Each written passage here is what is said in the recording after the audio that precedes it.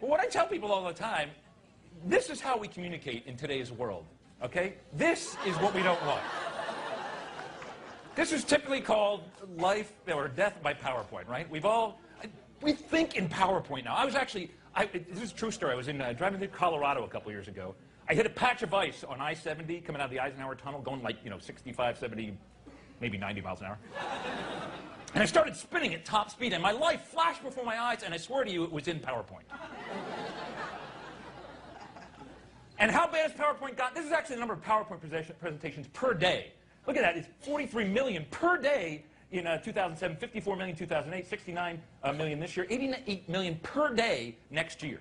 Now, I looked at this chart. Look, that is growing, exponentially. I looked at this chart. Here's home foreclosures for a year. You see, that's growing about the same way. I realized that PowerPoint actually caused the mortgage meltdown.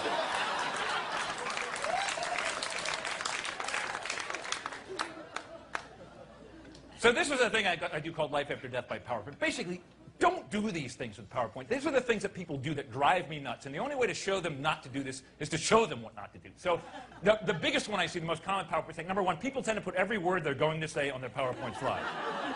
Although this eliminates the need to memorize, you're told, ultimately makes your slides crowded, wordy, and boring. You lose your audience's attention before you even reach the bottom of your first slide.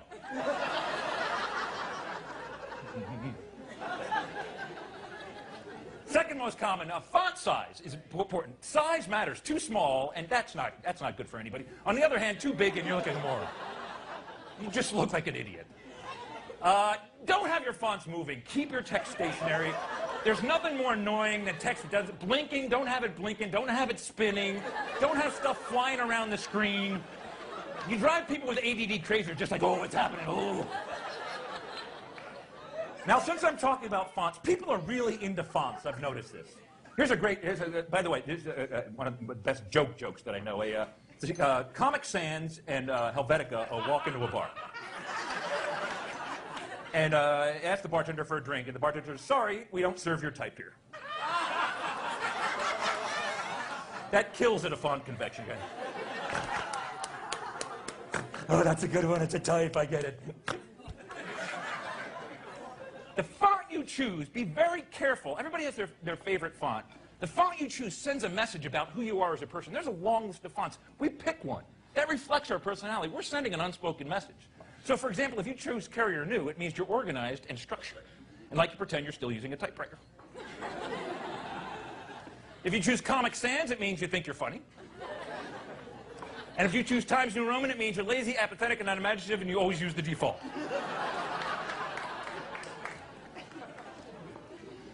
If you choose Georgia, it means you speak with a southern accent. If you choose Ariel, it means you like the Little Mermaid. Oh, a lot of Ariel people. If you choose Old English, it means you enjoy malt liquor. Didn't know this. Did you know this? We got a few more. Helvetica, that means you're a mayonnaise lover. That's a stretch. I'll admit that is a stretch. Blackadder, that means you're an African-American accountant. That one requires some thought. Sorry. And if you like wingdings, it means you're a nerd and you have no life. Now, if you type in all small letters, some people do that, all small letters, that means you're quiet, shy, and unassertive. If you type in all capital letters, that means you yell a lot. There's somebody over there. If you type small letter followed by capital letters, it means your caps lock is stock on. Don't you hate when that happens? You're usually going along for a while, you look up, oh, darn! And then finally, if you have a mix of capital letters and small letters, that means this is a ransom note and you are a kidnapper. Very hard to do, by the way.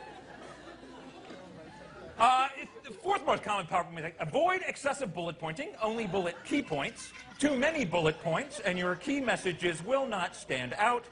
In fact, the term bullet point comes from people firing guns at annoying presenters. This slide, by the way, has crashed PowerPoint. Apparently, there's a max about how many bullet points you can have, and I crashed it. The other thing you can do is have animations. People love animations. They have stuff going, zooming in and out and left and right. You get seasick watching some of these. And Turns out if you're a visual learner, your effectiveness as a speaker will go up with the more animations. But if they're easily distracted, they are not even paying attention to what you're saying. They're just watching the cool stuff.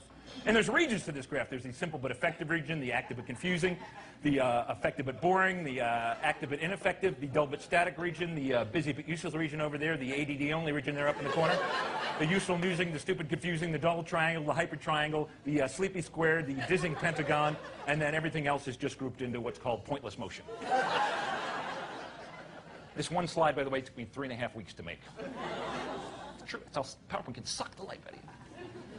Now, one of the biggest dangers today, and I'm telling you, I hear it more and more every time I hear a conversation, is what I call SAOD, or Severe Acronym Overload Disorder. Have you heard people talk recently? There are no words going between, yeah, I IM'd my CFO about our ROI and our CRM and our RFP, and it turns out our EPS is really SOL, so we better do something ASAP. Like, can I buy a vowel? I can't solve your conversation. And I made up this resume, but this could be a real resume in today's world. Look, I got an MBA from USC, an MSEE from MIT, a BSEE from DU. I worked at IBM, HP, VLSI, member of IEEE, EIT, NCAA, NAACP, RPA, AAA. I want a position as CEO, COO, CFO, CIO, CTO, CMO, CSO, CPO, CYO, VP, EVP, or EIEIO. I want to be the EIEIO of a company someday. That's actually my dream. Hi, I'm the EIEIO. Nice to meet you. Call me old McDonald, that's all right. Now, kind of my final point, and this people do all the time, is they'll just have graph after graph just to impress you with their graph prowess. And I chose acronym usage. This is my real-time acronym usage. It pretty much goes up and down. I don't know why you need the graph, but you can see pretty much peak there. I'll use some more acronyms later. And there's just a chart that doesn't make any sense to you, but I just want to impress you. Here's an acronym letter distribution. C's, I's, E's, N's, and S's are the most common letters that I use in my acronyms. Here's a pie chart letter distribution. And here's, I have no idea what you use that for, but you can generate that automatically in PowerPoint. So I figured what the heck I did. Here's a line graph, the number of line graphs throughout my show. Here's a bar chart, number of bar charts, pretty much goes up and down. Here's a real bar chart. There's beer, wine, martini. That's the kind of bar chart I'm into. Here's a candy bar chart. Here's a salad bar chart, tomatoes, sprouts, spinach, and the different calories of each. Here's a sushi bar chart. This is a probability of illness, depending on what your favorite. There's a lot of detail in my act. Please pay close attention. Here's a bar chart of the number of bars, visits versus age throughout my life. Most people don't take the time to do this, but you can see when I was 17, I had the fake ID, so it was confiscated when I was 19, and my bar usage dropped dramatically. I spent way too long making these charts. When I was 21, I went nearly every day of the year. You can see it was about 342. It's kind of gone down through the years. I plan to drink a lot when I'm 40, a lot when I'm 50, and then retire and drink constantly. That's my plan. Thank you.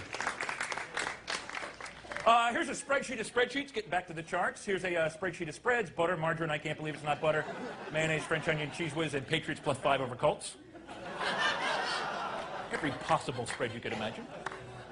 Here's an org chart of org charts. There's my main org chart, my sales, marketing, engineering org chart. Here's your reorg chart. Every company should have those. And then this is interesting. This is my actual family org chart. Make one of these. It's important. Steve, our cat, runs our family. If you have a cat, you know that is true.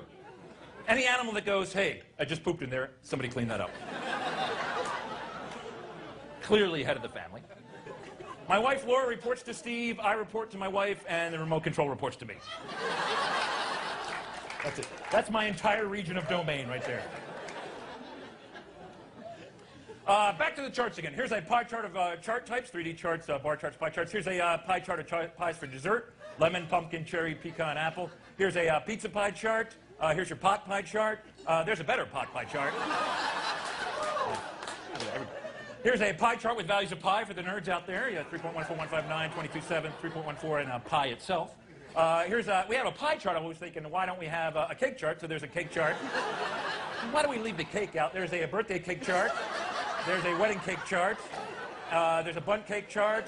An upside-down cake chart. And then, really, that's an upside-down cake chart. And, all right, I think I've covered all the charts. Any questions at this point?